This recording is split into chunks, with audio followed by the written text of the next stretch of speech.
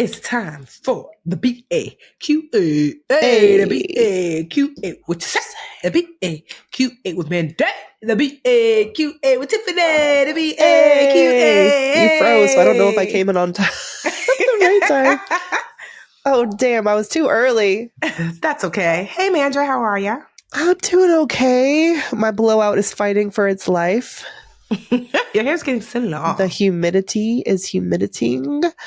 I'm excited for BAQA. It's career day. It is career. Oh, we gotta call it that. Is it career day? Yes. So get your business casual and your card stock for your resume printouts and come on down to career day. To the honky tonk. So I'll basically be reading the questions. I'm like, yes, nodding, be like, yes, queen, answer these questions. All right, you ready for the first one? I'm excited. Yeah, let's go. All right, this one, we're gonna call her. I want more because I don't know. You didn't leave us a name. So I want more. It says, Mandy, Tiffany, help. Literally, she has like a lot of P's. First off, I love the podcast and started all the way at the beginning. I'm only in 2022 now, and I'm OCD about going in order. Okay, I love that for you. Oh, well, she might even hear this. Child, by the time you get here, it's going to be a year. Anyway. 2 years. She's in 2022. That's funny. Anyway, I currently work at a tech company who just announced layoffs, like so many of them have. In the midst of this, I've been offered a new position within the same company, but the base is a little lower than I was hoping for. It's $18K and a bonus that's 2% more than what I'm currently making, as well as being a vertical move. So it's $18,000 what they're offering her? Or is that I'm thinking it's going to be, she like probably missed a word. It's $18K more. Okay, that's what I'm assuming. And a bonus that's 2% more than what I'm currently making, as well as being a vertical move. Okay, vertical is good. Okay. I was more than ready to negotiate my salary with Mandy's scripts in my back pocket. Yes, Mandy has those awesome scripts for negotiating. But now with a huge amount of layoffs, I'm wondering if I should just be happy with what they're offering or still ask for more. For reference, I'm thinking about asking for $20K more. Yeah, it is more. Okay, what they're offering. Ooh, child, that's a big jump. But I don't know. What say you, Mandy guru lady? Ooh, well, I think that you have to really know. You have to know how valuable you are going into a conversation like this. Because the thing is, like layoffs, budget cuts, they're all indications that the company is scaling back. But at a certain level, there's always money to invest where they want to invest. You know, so if you're in for example, if this opportunity, this new role at the company is in a real hot growing, like they're investing a lot into this arm of the company, I think that you should use that as an indication of, okay, the skills that, like the reason they're wanting me on this team is because they're investing in it a lot. They really want me. I come to the table, I'm bringing a lot here. So I would say, yeah, you should definitely negotiate, even though there's other parts of the company that are contracting and that they're having layoffs. As far as like how much more to ask, I mean, you can ask for anything you want. You know, when it comes at the end of the day, you really can. But are you basing it on like your market value currently? And I would ask sort of what your sources are for your current market value. It's really good to always be taking interviews and looking at job postings for similar roles at, and this is important, similar sized companies in the same industry, not just looking at, you know, people with your job title, but are they working, like, are these jobs at companies that are similar to yours? And that's a good way to start to understand like what your market value is. And if you've done all that and you're like, oh, for sure, I'm worth $20K more, then you can bring that, you know, justification to the negotiation table. And even better bargaining chip is always having a competing offer. You may not have that, but I would say, I would add to that, just when you are negotiating for a role internally at your company, you're always going to lack less. You're always going to lack leverage compared to someone who's negotiating from outside the company, because your company can see everything about you and they know it's a $20K jump and they know how many years you've been there and they have more excuses they can trot out to not pay you that extra.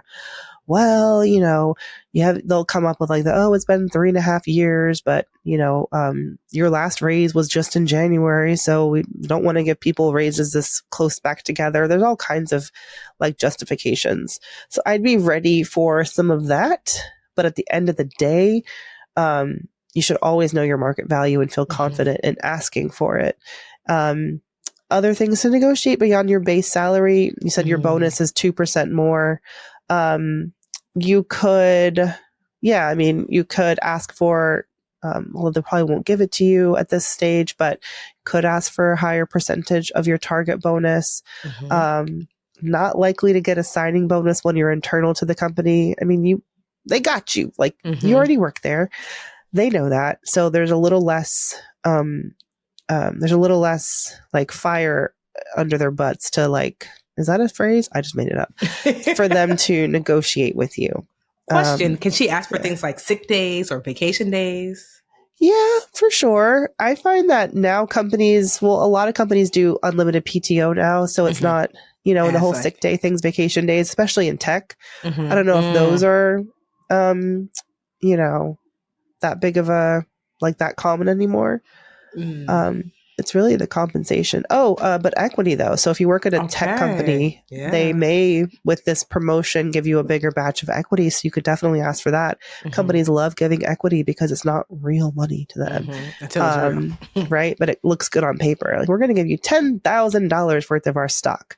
Good luck. Because by the time it's vested and you can do something with it, it may not be worth $10,000, but it looks good on paper. But yeah, I hope that you listen to this I hope you go out of order to listen to this episode also. Wow. That's dedication to go all the way back. So you don't even know who we are today because so much changes. Yeah. No, because she said she's up to 2022. So, I mean. Who was I in 2022? I didn't have a second baby yet. I was going to say the baby wasn't born yet. Yeah. We were just coming outside after I don't know. But hello to our past selves and to you. Thanks for listening. Yeah, tell our past selves it does get better. It does get better. Yes. All right. Let's take a quick break though. Yes. Breaky break, and we'll come back for BAQ&A number 2. We're back, black and browner than ever. And it is career day here at BAQA when we are dive into your question. I forgot to say this. Hello. Our lawyer friends are cringing. First of all, this is Brown Ambition. Oh, that's right. BAQA, right? This is where you have questions about career, money, business, life, child, and we do our best as smarty pants brown girls to answer them. But with the caveat of all caveats, we are not your doctor, your lawyer, your engineer. We are not your plumber. Therapist. Right? We're just your online financial favorite brown girl besties when it comes to personal finance and such. But that means that if you need that next level, which you are, of feedback, that you should definitely lean into the people that you pay money to, because you don't pay us no money. You just listen. Okay. That means sue your grandma, not us. Well, don't sue your grandma. She seems like a nice lady, but that's just us covering our behinds.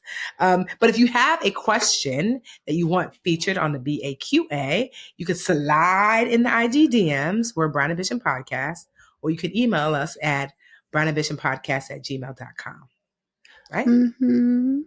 Okay, well. So second question. I'm going to read this too because it's hard for me.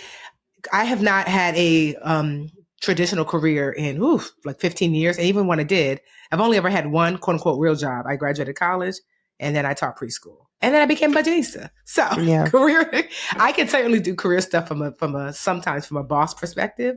But I just lean into the manager of it all. Okay. She rolled her eyes whenever you read these, like, dang, when the budgetista team asked me for this, they're listening to Mandy. She's causing me problems. No, please. They are, no, that's funny. No, I love it when a team is like, so according to what you said on the podcast, sometimes it's happened. And I've been like, you know what? And I tell them, I'm really proud of you for leaning in. And honestly, there's been times when my team has reached out and asked for more. And I've been able to say, you know what? I never thought about that. Let's do that. And there's been times when I've been able to say, I'm really proud of you for asking. And here are the numbers. And although I can't do this, can we try this instead? So I don't get mad at, like, that's the point of this. I want good for everyone. Okay. I wish more people were like you. Oh, thank you. So we're going to call this Hope I'm Not Ghosted. Okay. Hope I'm not ghosted. All right. Hey, ladies. I love Brand Ambition, and I'm so happy to have found this podcast. I'm in the running for a dream role that fits me perfectly. They told me that out of 250 applicants, I made it to the top 5 and everything went very well in my final interviews.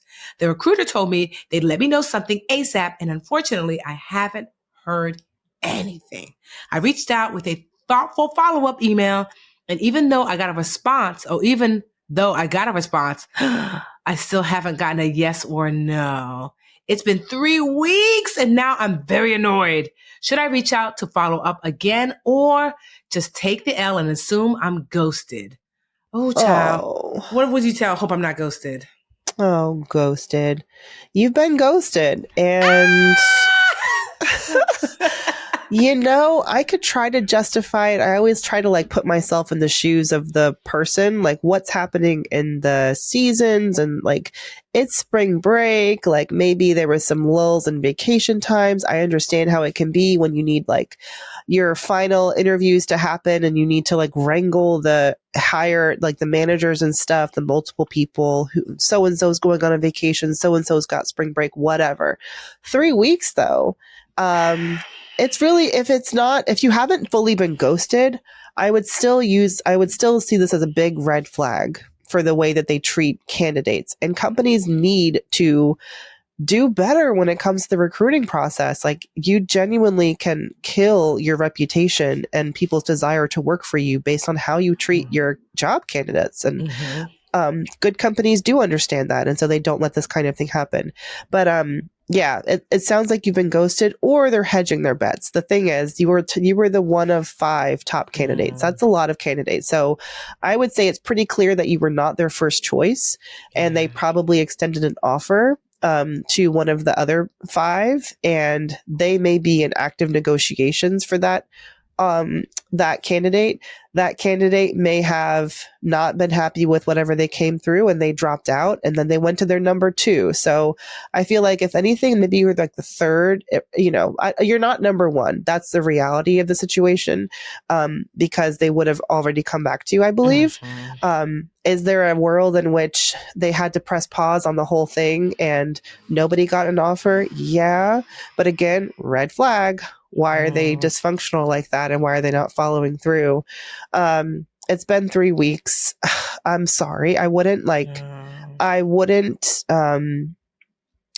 your life around this job. I would keep looking and you got through the final round and that's great and all of that. I'm so sorry that this happened to you. It sucks. Oh, Mandy came with the boom bop. She said, girl, you was ghosted. You were. And it sucked. It's really unprofessional of them. And it's just, you can't think of candidates as not human, like they're human beings. Recruiters are human beings too, but you know how it would feel if you put yourself on the line and then you didn't hear back 3 weeks. That's just cruel. It's mean. Yeah. It's at worst, it's cruel. And at best it's inconsiderate. Right. So I'm really, really sorry, Ghosted, that you got ghosted. If you wanted to, you could follow up. I hate that you would even have to, but it may not, if you really want the job, it won't hurt you, I don't think, to just follow up and remind them that you're there and you're still interested. They may be, like I said, in active negotiation with 1 or 2 other candidates, and just waiting for something to sort of work out. This is one of the reasons why they have a top 5, because you may not get your top choice, and it is a competitive job market right now. So yeah, that's all I got. Do you have any kind of what? I don't know, man. It's just Minnie's like, well, sometimes you just gotta pack yours and look for another. I'm trying not to let my inner feelings get in the way of my advice. Am I like being a Debbie Downer? But that's no. I like to go with radical candor. Sometimes. Yes, it is. That's what it is. Is that I'm laughing at your radical candor, where you're just like, oh yeah, girl, that is what had happened. But I'm not even excited to be told I'm top 5. I want to be like top 2. you know? Top 5 is like, okay, so I'm like your backup. Because they're not telling anybody else they're top. They only tell number 5 you're the top 5. That's the thing. Number 1 and number 2 here, they're number 1 and number 2. If you're top 5, you're probably the 5th. Okay. Okay, does that mean? But it's true. No. But it's good to know because you're right. If you're because I wouldn't want my number 1 or number 2 to feel like they were top 5. I would want them to know like the top of my list. Precisely. Yeah. And when I have been told I was top 5, but I'm like, no. Am I top 1 or 2? Like, let's get it. Let's cut through the BS. Yeah. But you know what though? If you got that far, you know, am I ghosted? That means you sound pretty excellent, and that there will be something that'll be the right fit. I remember it doesn't necessarily apply to jobs, but I remember when I was looking for homes and nothing seemed to be working out. And I remember Diane, I'll never forget, who was my realtor at the time. She said, when you find the right home, you'll understand why the other ones didn't work out. No. You know? And I was like, whatever, Diane. I know. Do your you freaking want to job. Hear that shit when you're in it. I know, you know. But then she was right, because when I found the right home, I was like, oh my God, thank God the other ones didn't work out, because this is the perfect home. You know, but at the time, you know, I didn't want to hear it. So, well, for me, it was like, when you find the perfect home, you're going to think it's the perfect home, but really it's not the perfect home for more than 2 years, and you'll be stuck there. Is that what it was, Betty? Yeah. That's easy. Listen, you shop with a perspective of a New Yorker who's been living in shoebox apartments for 7 years. It's very different. Oh, you see that gap and gain, right? Remember we talked about that in the if you didn't listen to the past episode, the episode on Wednesday, we talked about the gap and the gain at the end. And it's like, if you looked at it from the gain perspective, you're right. It's like, oh my gosh, from where we lived before, this is tremendously huge. Yeah. You know? Versus like, oh my gosh, you know, where like we could be living. Yes, you know? Yeah. It's hard though, because you want the inspiration of like having a bigger place, but also the gratitude of we've come a long way, baby.